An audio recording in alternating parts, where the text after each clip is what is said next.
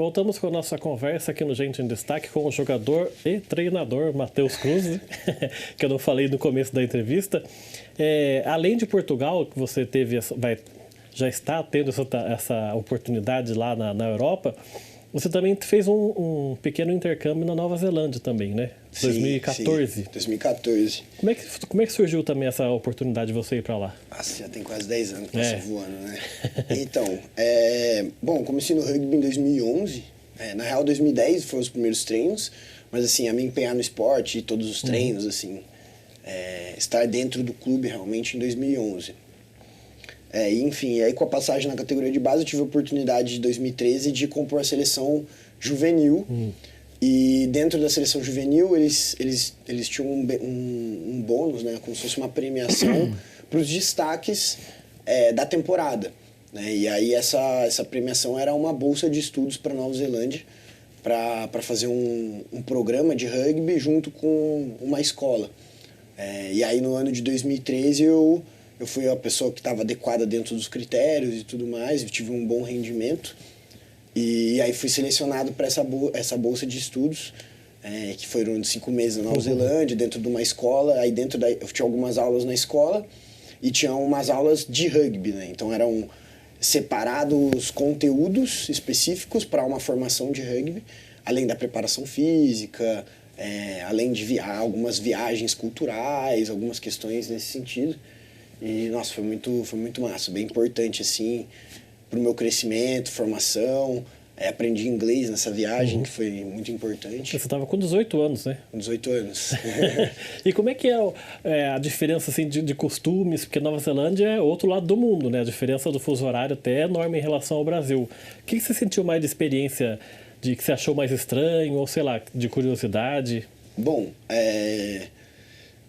no princípio, assim, achei ele é bem parecido com o Brasil, porque as pessoas, pelo menos comigo, né, pode ser diferente em outros lugares, mas onde eu tive, que foi em Christchurch, as pessoas me receberam muito bem, sabe? No rugby, assim, talvez no começo eu senti um pouquinho de um leve preconceito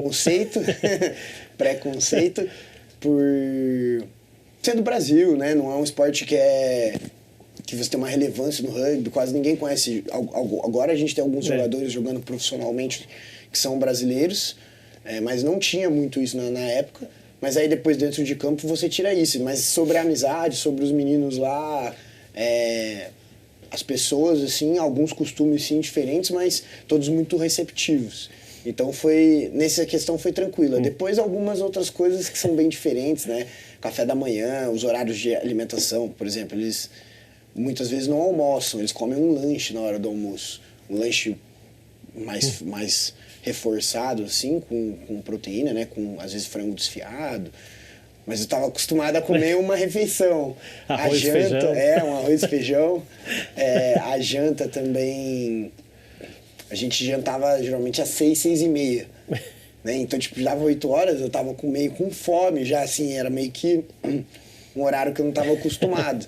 Então, eu sempre saía, às vezes, de noite para ir comprar alguma coisa, porque batia uma fome.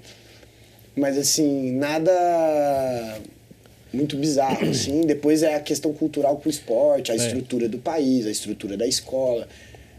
Isso foi uma coisa que ficou marcante para mim. Até mesmo pela realidade que é Jacareí, talvez, comparada a uma realidade de um país de primeiro mundo. Você fala em relação, assim, à academia, a lugar de treinamento, ou o que é? A escola, já por si só, né? Porque eu estava num programa dentro da escola, então a escola ela tem um time, só que nem a escola ela tinha 4 campos dentro da escola, 2 campos de futebol, 2 campos de rugby, que ficavam próximos. Tinha 4 ginásios na escola, então, para jogar basquete, tinha 2 academias. Então, dentro da escola tinham 8, como se fosse 8 blocos. Então, lá na Nova Zelândia, quando você vai ficando mais velho, você não precisa fazer as matérias obrigatoriamente. Você tem 2, 3 matérias obrigatórias e você começa a procurar, como se fosse um curso técnico, as matérias que te interessam. Então, você pode fazer fotografia, por exemplo, e ter uma estrutura para uma aula dessa. Muitos meninos faziam mercearia na escola. Então, nesse quesito é diferente. Eu fiz Physical Education, que era educação física, E é uma educação física, você não vai para se movimentar, você vai para aprender já coisas sobre o corpo humano, sobre as modalidades, como fazer uma periodização de treinamento. Era um pouco de teoria, né? Exatamente, já era mais como se fosse uma iniciação para uma faculdade realmente, assim, adentro o que é ser um professor. Então, não era uma matéria para aprender sobre a educação física, e sim para virar um educador físico, claro, dentro de um contexto escolar, né?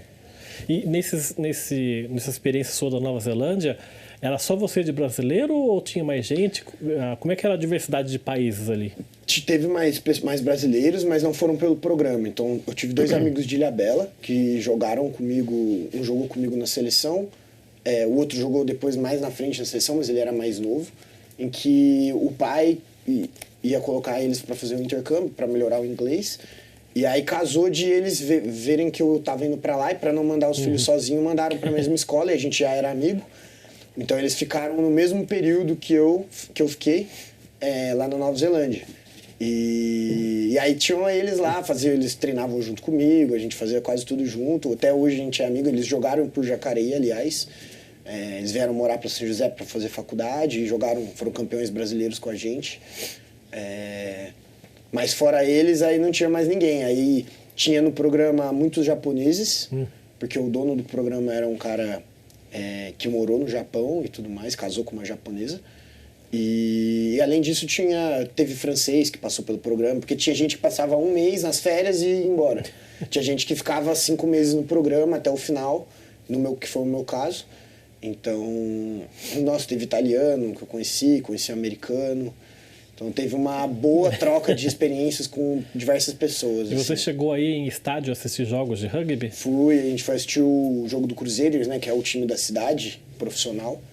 Acho que eu assisti uns 6 jogos no estádio, assim, mas, nossa, incrível. E eu imagino que a sensação é como se você estivesse aqui no Brasil e no Maracanã ver um jogo do Flamengo, né? Exatamente, um pouco menor, né, pelo país, mas é a sensação, né, uma coisa bem profissional, jogo muito rápido, o mais alto nível. Era os jogos que eu assistia quando eu comecei a jogar, que eu estava aprendendo do esporte. Eram as pessoas que eu realmente me inspirava eu ficava estudando o jogo, olhando, porque a gente não tem muita informação, não tinha pelo menos, hoje tem muito mais. E eu aprendia muito olhando essas pessoas jogando, e eu tava lá podendo assistir ao vivo, né? Poder tirar foto com os caras, tirei foto com alguns dos ídolos que eu tinha que jogavam lá no Crusaders, então, nossa, isso foi demais, essa troca cultural. Falei, putz, olha que privilégio, né, poder estar vivendo isso. E claro, com isso a gente até um pouco do que eu acabo fazendo como treinador, porque eu vivi essa experiência e eu quero trazer um pouco desse sentimento para cá, que não é muito real, a gente não tem ainda essa estrutura, divulgação, né, mas, enfim, aos passinhos curtos a gente vai trabalhando para poder mudar esse cenário. E para quem está assistindo em casa e também gosta de rugby, você falou dos seus ídolos da Nova Zelândia. Quem, por exemplo, que você assistiu, depois tirou foto, ficou tietando ali, que você acompanhava e depois viu pessoalmente? Teve 2 jogadores da Nova Zelândia, né, que eu cresci assistindo, que é o Israel Degg e o Dan Carter. São jogadores que foram campeões do mundo com a Nova Zelândia. Depois vi Ben Delbert, que é um dos que foram o melhor do mundo nesses últimos anos, está jogando ainda. Esses últimos 2 que eu falei, eles já aposentaram. Eles eram um pouco mais velhos. Aaron Smith, que também está jogando, jogou a última Copa do Mundo agora. Enfim, entre outros, porque como teve jogos, foram 6 jogos mais ou menos, então teve times da Austrália que veio e times da África do Sul que vieram para jogar. Então consegui ver muitos jogos de alto nível, muitos dos jogadores que eu acompanhava, assim. Você falou de aposentadoria, que esses alguns já aposentaram. A idade para o jogador de rugby é semelhante ao de futebol? Acho que um pouco menos, né? Tipo o Fluminense agora sendo campeão, os caras com 40 anos jogando. Teve um jogador agora na última Copa, que ele fez a última, ele aposentou agora, jogando pela Irlanda. Ele aposentou com 38 anos, né? Mas é uma média base que a galera está se aposentando, 33, 34, mais ou menos nessa idade. Claro, eles jogam a um nível muito alto, sabe? Um desgaste pro corpo muito, muito alto. E aí isso acaba dependendo, né, de como você se cuida. Depois os tipos de lesão, os tipos de métodos, acho que tudo isso tem uma interferência. Então alguns, como no futebol, aposentam mais cedo, alguns mais velhos. É que alguns também têm o físico mais privilegiado, aguentam mais algum tipo de coisa. Exatamente, né? Foram estimulados desde novo da forma certa. Tem gente que às vezes pegou estímulos ruins, né, pessoas talvez não tão qualificadas, e isso acaba prejudicando às vezes a saúde do atleta, principalmente a longo prazo. Mas tem essa média de idade aí, 31, 30, 34. E tem quem é o Pelé do rugby? O Pelé do rugby? da história do rugby, quem é o jogador mais marcante? O Pelé do rugby, em números, né? Tem muitas coisas que estão mudando muito, né? Assim como no futebol, dados de jogadores e tudo mais. Mas um jogador que é muito marcante na história do rugby é o John Alomu, já faleceu. Enfim, tinha uma coisa de, sabe, aquele cara que ainda era imparável, assim, juntava 10 caras em cima e ele arrastava todo mundo. Então ele é conhecido como um grande ídolo. Mas tiveram alguns outros também, Brian Rabana, que foi um jogador da África do Sul. Enfim. E hoje? Spencer. Hoje tem um jogador novo da França que está vindo numa ascensão muito grande, que é o Dupont, mas que não foi campeão do mundo agora. Mas o rugby é um jogo que tem muitas posições, né? Então ele acaba não tendo... Muitas vezes tem jogadores sim marcantes, mas como é um jogo muito diversificado, acaba tendo um jogador de cada posição que é marcante ou uma equipe muito marcante, né? A África do Sul acabou de ser bicampeã mundial, é o único país com 4 títulos mundiais, então é como se fosse o Brasil do rugby.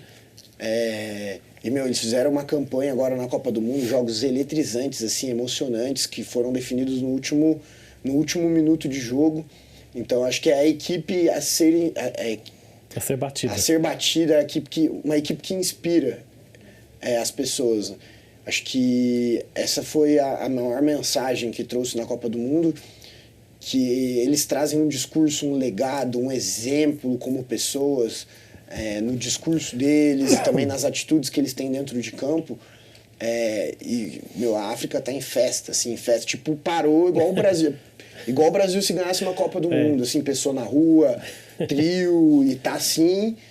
E é um país que tem as suas dificuldades, as suas limitações, e eles lutam muito por isso. Então, eu gosto de exaltar bastante o que a África vem fazendo, que os líderes, né, os treinadores, os jogadores, os capitães do time têm pregado nesse sentido, porque com certeza vai inspirar muitos jovens lá, pode mudar muito a vida de muitas pessoas ali naquela região.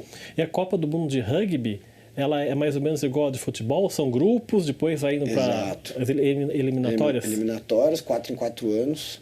São quantos países que disputam? São 20 países.